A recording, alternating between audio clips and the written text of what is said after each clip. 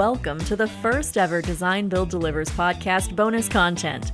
Sometimes, our chats with guests go long, dive into some deep stuff, or every so often just get a little weird. The topics we discuss are also multifaceted and can only go so far in a single episode. So we're introducing bonus content minisodes so we can bring you some of the better material that ends up on the cutting room floor the first time around.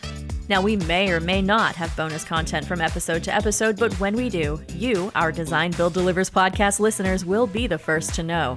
Platinum Advisors Beau Biller has worked with DBIA for about 15 years as an advisor on legislative efforts, so he has a plethora of interesting tidbits to share. And in the January episode, Beau focused on SB 706, a California bill sponsored by the DBIA-Western Pacific Region that expanded the authority of progressive design build.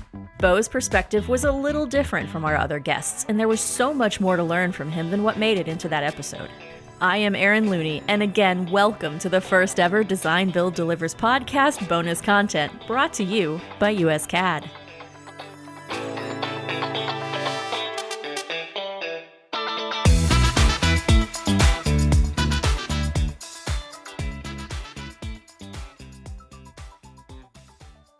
First, let's talk broadly about your work with DBIA's legislative efforts. This isn't your first design build bill, and I will say everyone else we've spoken to just gushed about the work that you did that made it a whole lot easier to get through this process. But what we didn't touch on yet was exactly what your role was and how you came into their efforts with SB 706. So I've been with Design Build Institute of America, Western Pacific Region, I think if I were to round up to say about 15 years. In the early days, we were just getting design build socialized in the legislature, overcame some major obstacles with labor and others that were not a big fan. Now, today, I would say, 10, 12 years later, design build is commonplace. It's a common, efficient method for procurement, and everyone thinks it's a good thing. Getting to the next step of progressive design build took some time, required that we reach out to the various stakeholders that care about the issue. So when we go to meet with the legislature, the policymakers, they're generally suspicious if it's on behalf of a corporation or, in this case, say, builders and contractors. They think that perhaps we're trying to do something to gain an advantage.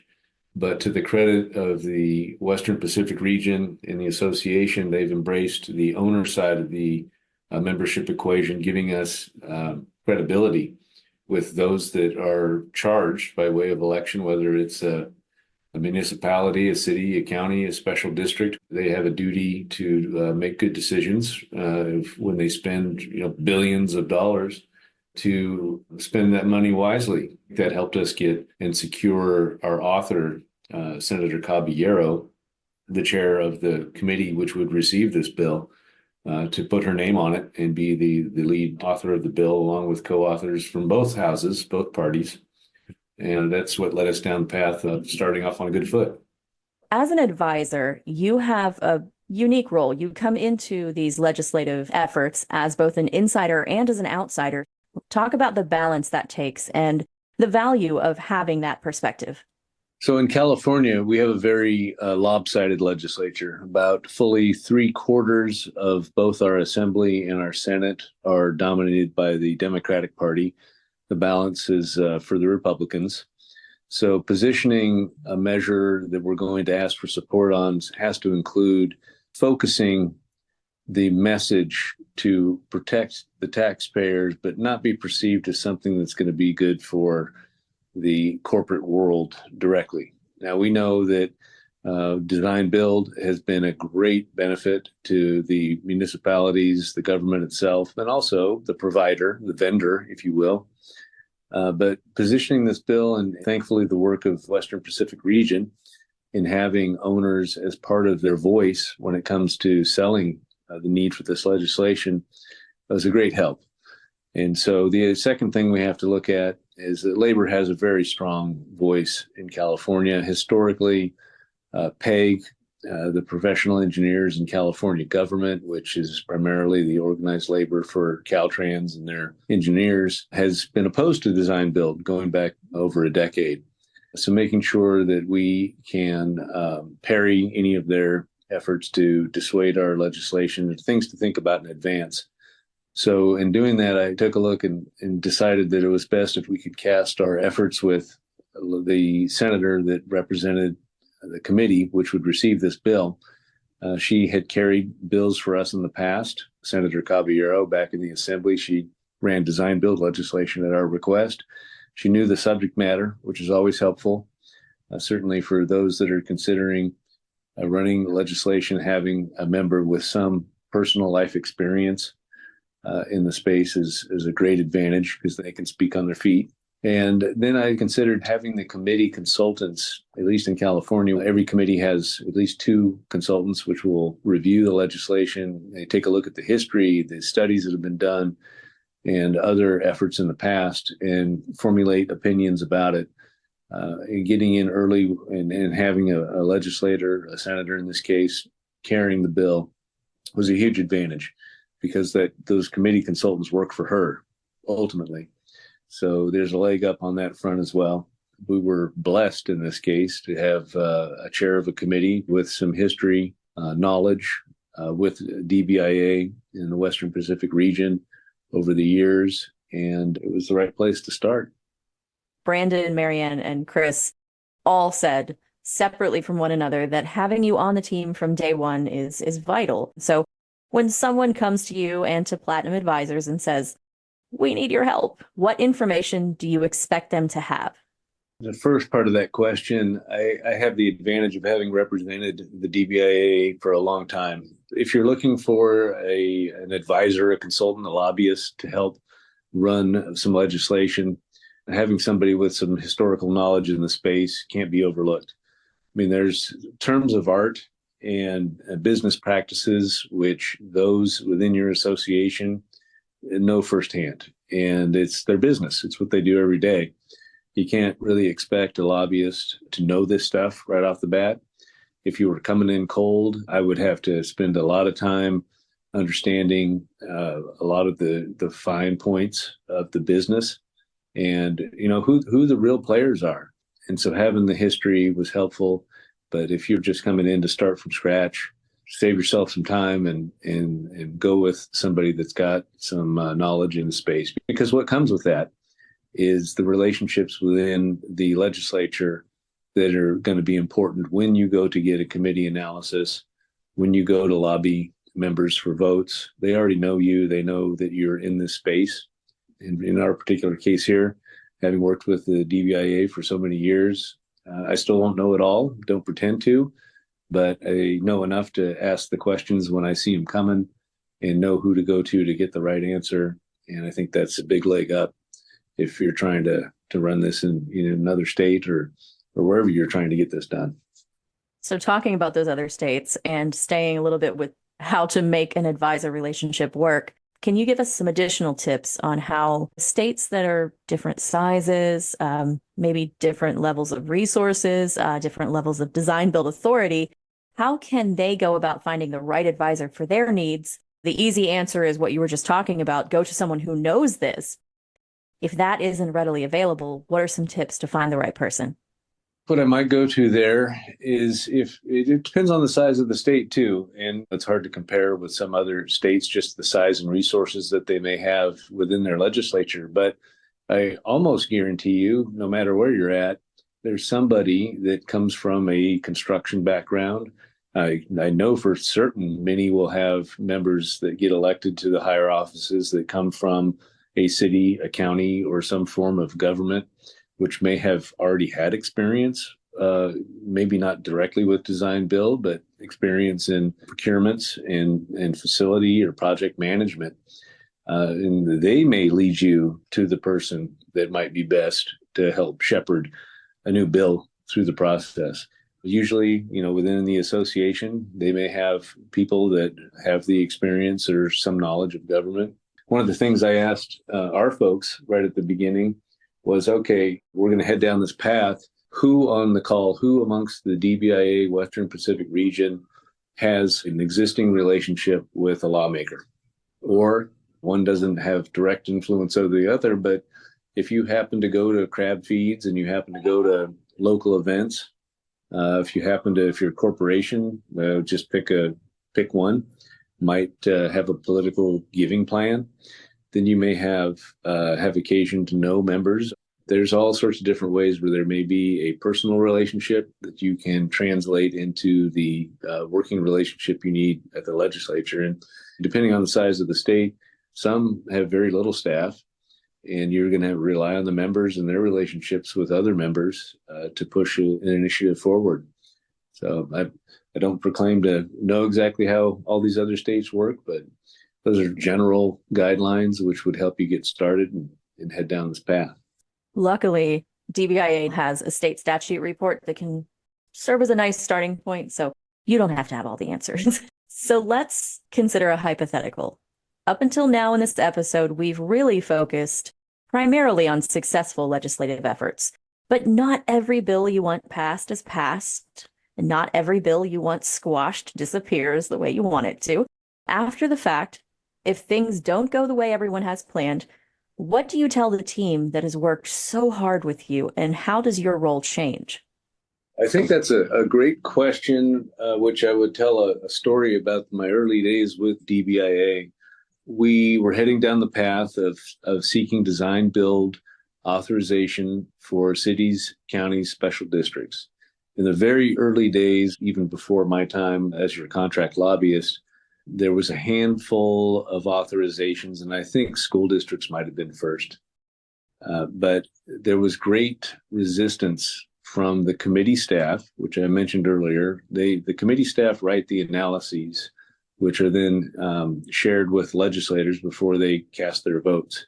And if the committee analysis comes out very hostile, you have very little chance of getting over the top of those votes unless you can really flex muscle with the actual members on the committee to essentially disagree with their staff counsel. And that's hard to do. So I would say the first couple of years of pushing design build and meeting great resistance, and this would be in 2003, 4, 5, we began work with committee consultants. And, I had to explain to the association, we're not going to get a bill this year with broad authority. We have to work on the committee consultant and some of the members and educate them and build the coalition within the association, which isn't just what is perceived to be the private entities, but also the public side of the equation, because those are the owners and the protectors of the taxpayer money. And as we moved on this, it took a couple of years. And I'll tell you, the guy's name is Peter Detweiler, long since retired, but highly respected staff. He convened a meeting of all the stakeholders, labor, AGC, DBIA, all of the various groups, and had what I'd call a come to Jesus meeting, and then produced a staff report.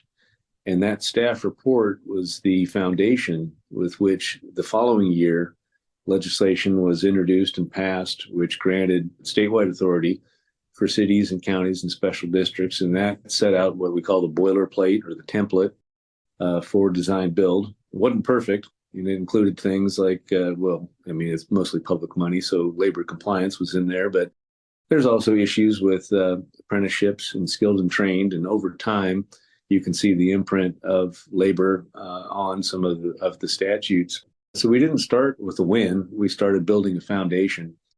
And over time, like I'd mentioned earlier, design build is just a thing that everyone thinks is how it's always been. They had no idea that, what year is it now? 20 years ago, there was great resistance in allowing design build, much less progressive, to be a common usage for procurement amongst municipalities, public entities. And sometimes you got to lay a foundation and create the studies, create the reports, the background, and show the evidence. Going forward, progressive, now that it has been authorized, it does come with a sunset. And if we don't show some success, there's also a reporting requirement in the legislation. says you have to report back in 5 years, and basically it sunsets, and I'm just going to ballpark 5 years. If you don't make your report back to the LAO, and they, as a nonpartisan think tank, then send their report back to the legislature saying, okay, of those authorized of up to the number of projects they're allowed to do, X amount were done, and they were done on time, ahead of budget, and produced great results. Then before you know it, 5 more years, everyone thinks progressive is always how we've done it. And then you're on your way. So it's sort of bittersweet job security for you that these sunset. Yes, but it's almost always at the request of labor and the legislature. So yes, I would say, well, there's the short answer is yes. Sure. But it's also because the legislature, and I get it. I have to put my feet in other people's shoes.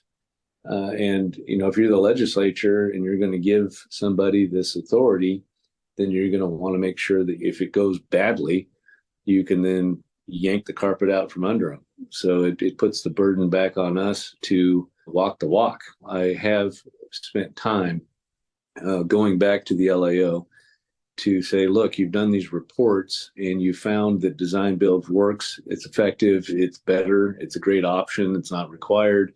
And why do we even have a sunset? And I could pull that report out, and that's by LAO's Legislative Analyst Office. They do reports on everything you can imagine under the sun that the legislature does. But they said, why do we still have sunsets?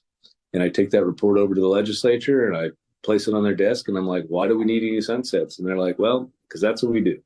So it's not at my request, but it does continue to happen. And like I said, keeps you busy. Beau, thank you again for sitting with me. I knew we needed to get your perspective after hearing how important you were through the process. I think I can safely say the WPR team does not believe they could have pulled off SB 706 without your help. DBIA's model legislation does describe the role of an advisor like you, so states can follow that guidance and hopefully have their own Beau. This whole effort went about as textbook as you can do it. We had a great author. We had an active, organized, frequent meetings with what we called the cohort and the steering committee through the association. We met the challenges when faced with some opposition and were able to overcome them. And in the end, it was the perfect storm of all those ingredients that you would want. And now we just have to prove it out.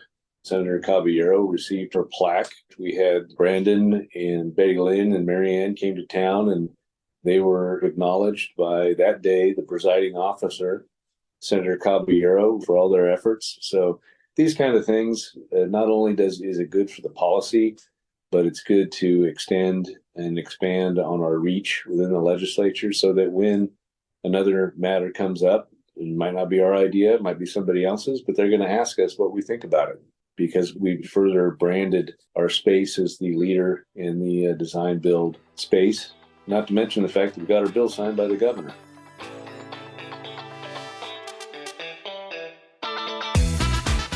Look for more Design Build Delivers bonus content from the January episode and throughout the year by following us on social media at DBIA National and subscribing to our podcast on the app of your choosing.